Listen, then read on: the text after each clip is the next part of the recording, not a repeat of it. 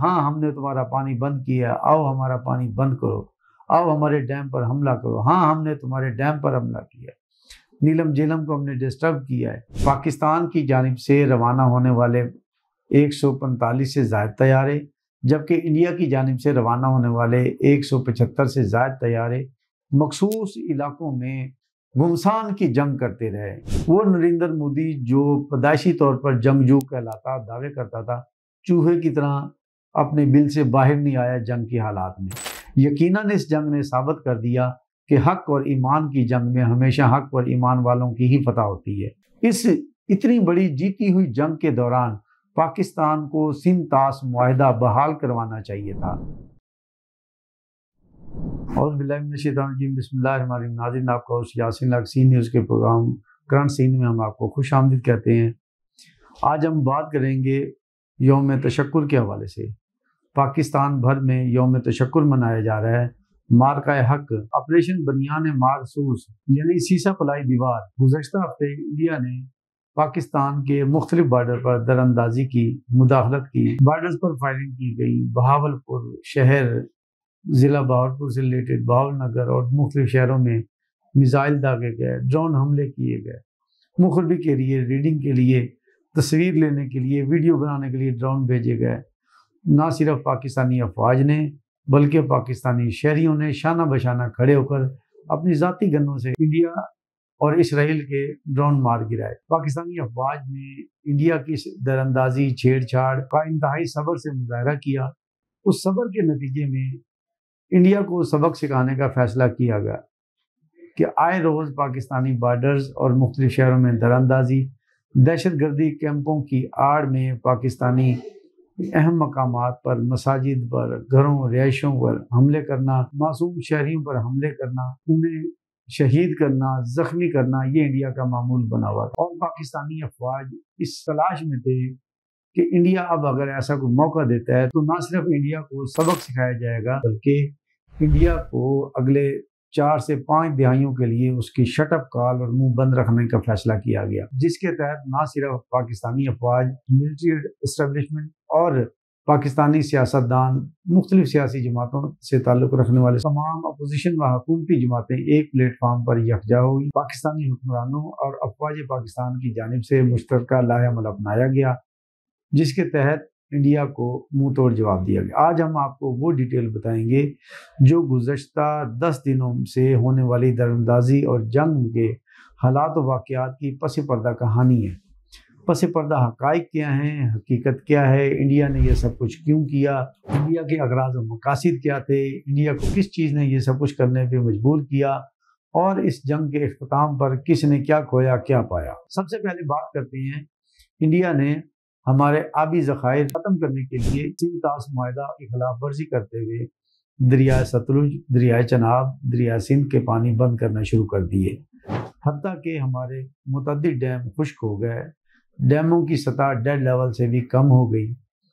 جہاں انڈیا میں جشن منایا گیا، وہاں انڈیا نے پاکستان میں مزید چھیڑ چھاڑ کرنے کے لیے مختلف بارڈرز پر فائرنگ، گولہ باری شروع کر دی۔ پاکستانی افواج کی جانب سے انڈیا کی فائرنگ اور گولہ باری کا بر وقت منہ توڑ جواب دیا جاتا رہا، تاہم انڈیا نے اسرائیل کے ساتھ مل کر پاکستان میں جنگ کا ماحول پیدا کرنے کے لیے اور پاکستانی افواج کا ٹیمپو چیک کرنے کے لیے غزہ فلسطین کی جنگ کے بعد وہ انڈیا، اسرائیل، پاکستان کے خلاف ایک سازش کر رہے تھے۔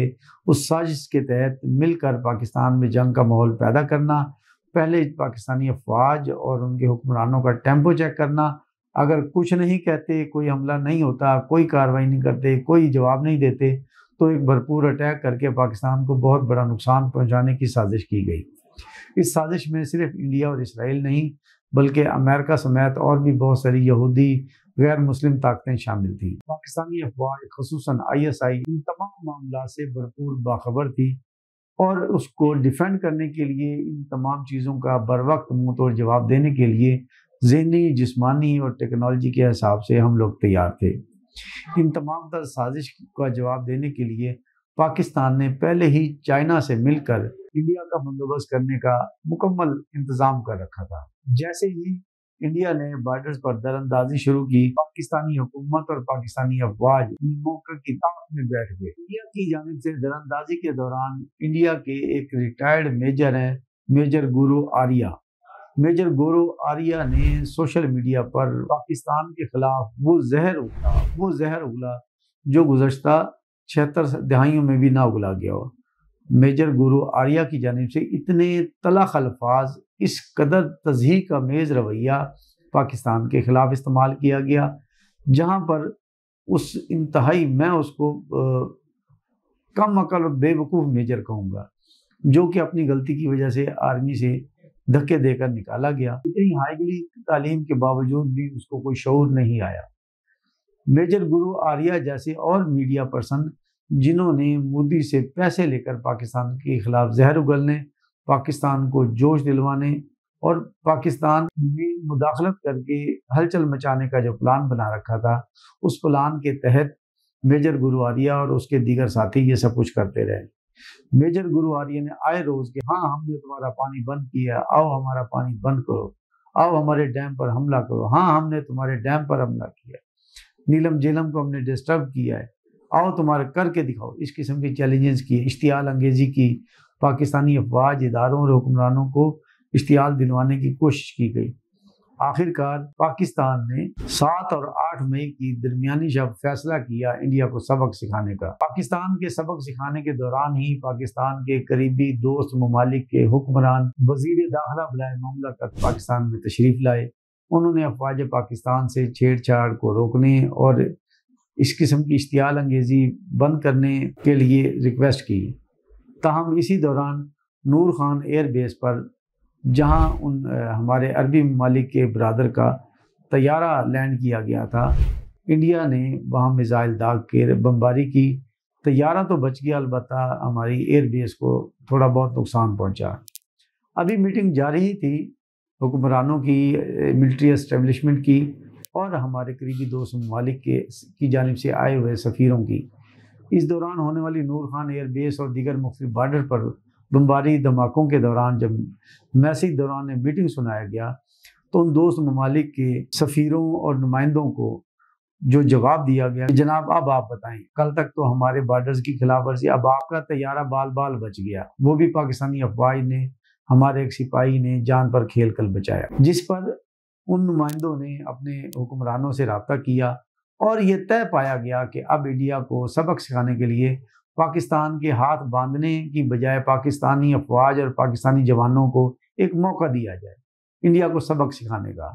اس رات کے چند لمحوں میں وہ موقع دیا گیا اور پاکستانی افواج جو کہ پہلے ہی سے ہمیشہ کی طرح ہر دم تیار تھی، انہوں نے مختلف ایئر بیسز سے مختلف طیاروں میں، جس میں JF تھنڈر 10 اور JF تھنڈر 15 نے بھی حصہ لیا۔ یہ طیارے خصوصی طور پر رافیل جیسی ٹیکنالوجی کو فراہم کرنے اور اس کو فیس کرنے کے لیے ہی تیار کیے گئے تھے۔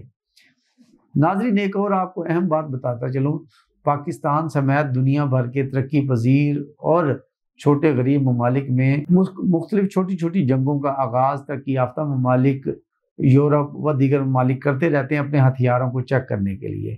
کبھی شام میں دراندازی، بمباری، لڑائی، جنگ بندی، تو کبھی عراق میں، کبھی پاکستان کے بارڈر پر، تو کبھی فلسطین اور غزہ پر۔ ان چھوٹی جنگوں کا مقصد ترقی یافتہ ممالک اور دنیا کی سپر پاور جیسے رشیا، امریکہ، چائنا، ان کے ہتھیاروں اور دیگر ٹیکنالوجی، ایئر کرافٹ، طیاروں سمیت ان تمام چیزوں کا چیک کرنا، یہ تجربہ گاہ کے طور پر استعمال کیے جاتے ہیں۔ ان کو امیروں کے شوق کہتے ہیں، جس میں غریب پسماندہ ممالک کی عوام اور ان کو ناقابل تلافی مالی و جانی نقصان پہنچایا جاتا ہے اس تجربہ گاہ کی وجہ سے۔ ناظرین، اپنے آتے ہیں اپنی اصل ٹاپک کی طرف۔ انڈیا میں پاکستانی طیاروں کی پروان کے 45 منٹ کے اندر پاکستانی طیاروں نے چائنا کے ساتھ مل کر انڈیا کی ٹیکنالوجی کو جیم کیا گیا۔ ناظرین، واپس آتے ہیں اپنے اصل ٹاپک کی جانب۔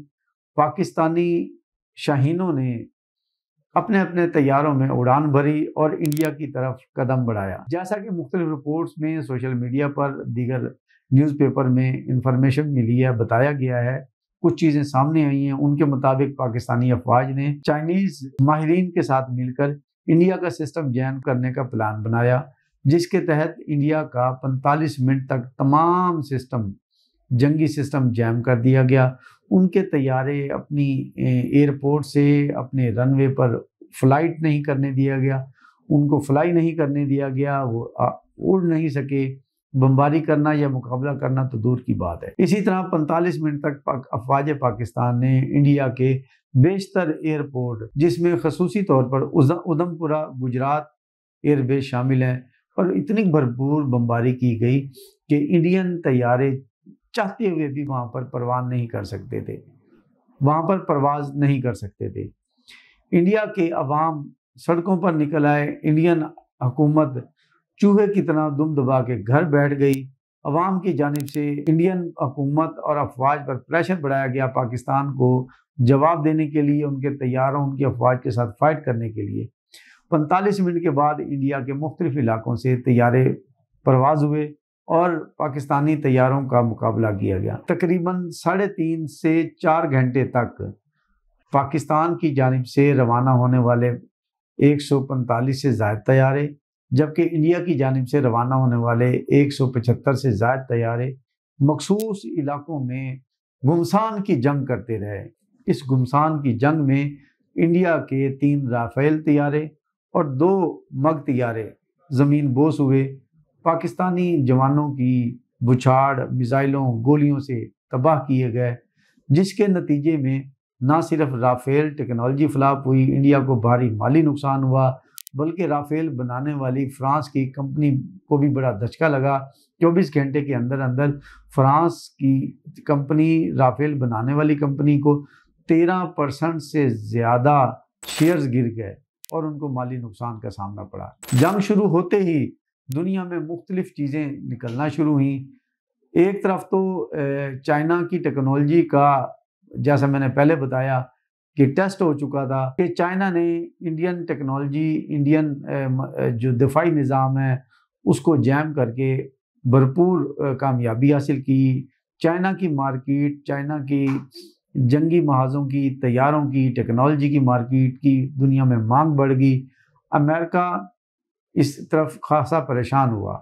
دوسری جانب امریکہ نے چائنا کی بڑھتی ہوئی مانگ اور اس کے دفاعی نظام کی کامیابی ٹیسٹ پر ہلچل مچی اور فوری طور پر اس جنگ کو رکوانے کا فیصلہ کیا گیا، جس کے تحت ٹرمپ، جو کہ کل تک کہتا تھا کہ پاکستان اور بھارت کا اندرونی معاملہ ہے، ہم بیچ میں نہیں آئیں گے، اس کی بنیادی وجہ یہ تھی کہ وہ سمجھتے تھے اسرائیل اور بھارت مل کر ہماری امریکہ کی پس پردہ سپورٹ کے ساتھ پاکستان کا نقصان کر سکتے ہیں۔ ان کے لیے پاکستانی افواج کو آسان لیا جا رہا تھا، انڈر اسٹیمیٹ کیا جا رہا تھا، لیکن ISI کمال کی ہے، ان کی تمام خبر رکھتے ہوئے انہوں نے اس کا دفاع کیا۔ امریکہ نے اپنی گرتی ہوئی پروڈکٹس کی مانگ پلس اب بھارتی افواج کی جانب سے پہلے رافیل طیاروں فرانس کا ٹیسٹ کیا گیا، اب باری تھی امریکن ہتھیاروں کے ٹیسٹ کی۔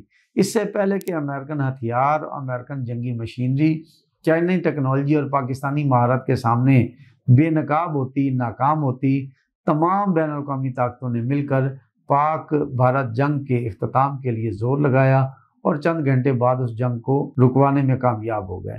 ان چند گھنٹوں کے دوران پاکستانی افواج نے، پاکستانی فائٹر پلین اور ہمارے شاہینوں نے جو انڈیا کا نقصان کیا ہے، میں کہتا ہوں ناقابل تلافی نقصان کیا ہے۔ نہ صرف انڈیا کی املاک تباہ ہوئی، انڈیا کے ایئرپورٹس تباہ ہوئے، انہوں نے پاکستان میں مساجد پر، مدارس پر حملے کیے، انڈیا کی وہاں مختلف عبادت گاہیں تباہ ہوئیں، ان کی اسلحہ ڈپوں کو تباہ کیا گیا، جو آرمی ہیڈ کوارٹر، بیس، متعدد مقامات کو نشانہ بنایا گیا۔ 40 سے زیادہ اہم آرمی ہیڈ کوارٹر مقامات کو نشانہ بنا کر مکمل طور پر تباہ کیا گیا۔ دوسری جانب بھارت کی پاکستان کے ہاتھوں ہونے والی پٹائی کے نتیجے میں بھارت کی پروڈکٹس، بھارت کی کمپنیوں کے انٹرنیشنل اسٹاک ایکسچینج میں شیئر بری طرح گرنے شروع ہو گئے، جس کے نتیجے میں انڈین اسٹاک ایکسچینج نے ایک ہی روز میں $400 ارب سے زیادہ کا نقصان اٹھایا۔ یہ صورتحال انڈیا کے لیے کسی بھی طرح ناقابل برداشت تھی۔ وہ نریندر مودی جو پیدائشی طور پر جنگجو کہلاتا، دعوے کرتا تھا، چوہے کی طرح اپنے بل سے باہر نہیں آیا جنگ کے حالات میں۔ نریندر مودی نے منت تلے کر کے امریکہ کے، ہمارے برادر ممالک سعودی عرب، UAE کے، قطر کے منت تلے کرے، لیکن انڈیا آئندہ اگلے 50 سال تک دنیا بھر میں نہ تو اپنی دھاک بٹھا سکتا ہے، نہ اپنی پاور، نہ اپنی معیشت کو چرچے جگا سکتا ہے، دنیا کو امپریس کر سکتا ہے، نہ ہی وہ پاکستان کو آنکھیں دکھانا تو دور کی بات ہے، اس کے سامنے سر اٹھانے کے قابل نہیں رہا۔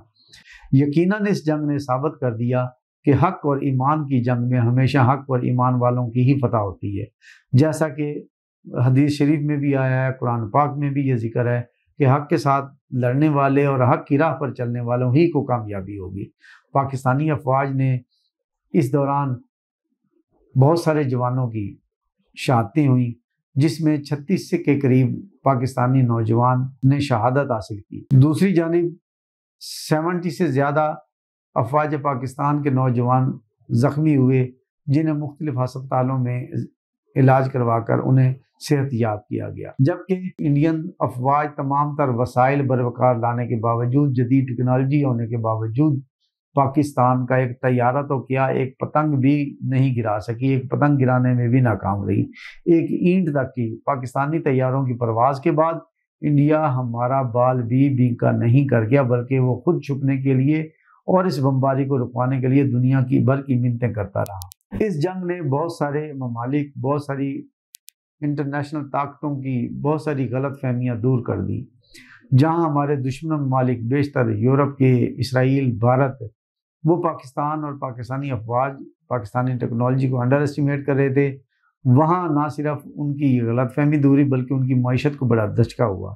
دوسری جانب ہمارے دوست ممالک، خصوصاً چائنا، خلیجی ممالک کی جانب سے پاکستانی افواج ایئر فورس کی اس ماہرانہ صلاحیت، ماہرانہ تربیت کے تحت جنگ کے بند ہونے سے لے کے آج ایک ہفتہ گزرنے تک پوری دنیا میں پاکستانی افواج، پاکستان کے پائلٹس کو خراج تحسین پیش کیا جا رہا ہے، انہیں سلوٹ پیش کیا جا رہا ہے، انہیں سلامیاں دی جا رہی ہیں، جگہ جگہ جشن منائے جا رہے ہیں، نہ صرف پاکستان میں، دنیا بھر میں، غیر مسلم ممالک میں، یو کے، کینیڈا، چائنا، امریکہ اور دیگر ممالک میں بھی پاکستانی افواج کے حق میں نعرے بازی اور جشن منایا جا رہا ہے۔ تو یہ تھی صورتحال انڈین پاکستان جنگ کی، جس میں انڈیا کو شرمناک عبرت حاصل ہوئی۔ ایک چیز جو میں سمجھتا ہوں، میری رائے ہو سکتا ہے وہ غلط بھی ہو، اس اتنی بڑی جیتی ہوئی جنگ کے دوران پاکستان کو سندھ طاس معاہدہ بحال کروانا چاہیے تھا۔ پاکستانی حکومت، پاکستانی بیوروکریٹس، پاکستانی سیاستدانوں کو اس موقع سے فائدہ اٹھاتے ہوئے بین الاقوامی طاقتوں کے سامنے سندھ طاس معاہدے کو رکھنا چاہیے تھا، تاکہ پاکستان میں پانی کی آئے روز بڑھتی ہوئی شدید قلت کو بچایا جا سکے، پاکستان کو بنجر ہونے سے بچایا جا سکے۔ اس دوران ہم کشمیر بھی فتح کر سکتے تھے، کشمیر بھی حاصل کر سکتے تھے، ٹیبل ٹاک پہ کر سکتے تھے، مزید جنگ کی ضرورت بھی نہیں تھی، بس مس پلاننگ تھی۔ تو ہمارے کچھ بیوروکریٹس اور سیاستدانوں کی، جو یہ دو اہم ایشوز پر بات چیت نہ کر کے خاموشی سے اپنے بھائیوں کے، اپنے بڑے دوستوں کے کہنے پر انہوں نے جنگ کو ختم کرنا پڑا، جبکہ دنیا ایسے مواقعوں سے فائدہ اٹھاتی ہے۔ تاہم پاکستانی حکومت اور پاکستانی سیاستدان اس بہترین جنگ کے نتیجے میں کوئی مفاد حاصل کرنے میں، سندھ طاس معاہدہ اور کشمیر کے معاملے پر کوئی مفاد حاصل کرنے میں مکمل طور پر ناکام رہے۔ اس بات کا نہ صرف مجھے، پاکستانی حکمرانوں، اپوزیشن اور عوام شہریوں کو افسوس ضرور رہے گا۔ اس کے ساتھ ہی آج کے پروگرام کا وقت ختم ہوتا ہے۔ نیکسٹ پروگرام تک کے لیے ہم آپ سے اجازت چاہیں گے۔ پاکستان زندہ باد۔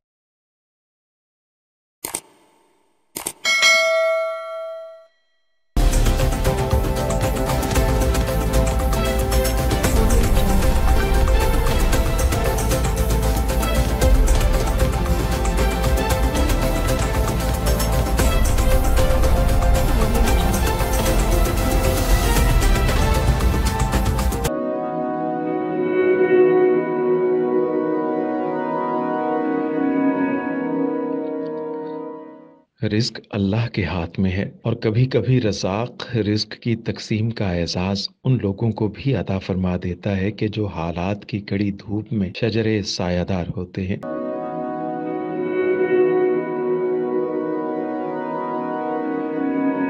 ملتان میں سلطان فاؤنڈیشن کی جانب سے مختلف مقامات پر سینکڑوں افراد کے لیے سلطان دسترخوان سجایا جاتا ہے۔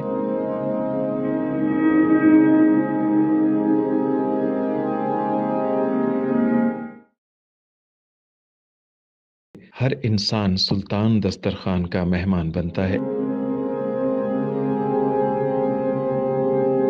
بلا شبہ سلطان فاؤنڈیشن انسانیت کا قابل فخر سرمایہ ہے، اور بھلے ہی ایسے ادارے ہوں یا افراد، وہ غربت و افلاس کے سلگتے صحرا میں احساس کی چھتریاں بنتے ہیں۔